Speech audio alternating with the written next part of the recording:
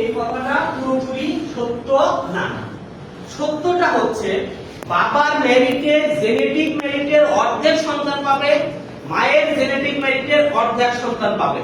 তাহলে বাবার মেরিটের জেনেটিক মেরিটের অর্ধেক, সব মেরিটের না, জেনেটিক মেরিটের 70 হলো টোটাল হিসাব। 70 এর মধ্যে একটা অংশ জেনেটিক, সেই জেনেটিকের অর্ধেকটা পাবে। ঠিক মায়ের ক্ষেত্রেও প্রযোজ্য যে এই বাচ্চা যদি রহিমের খামারে জন্মায় তাহলে একরকম রেজাল্ট দিবে, করিমের খামারে যদি সে ভালো ম্যানেজমেন্ট পায় তাহলে আরেক রকম রেজাল্ট দিবে। কিন্তু আমরা বলার সময় ভালোভাবে বলি যে 70 লিটার দুধের গাভী আর তোমার দুধ দেয় 10 লিটার, 80 লিটার, ঘরে 40 লিটার, তুমি বড় বড় বালতি ড্রাম কিনে ফেলো, তোমার গরু দুধ দেওয়ার জন্য রেডি, তাই না?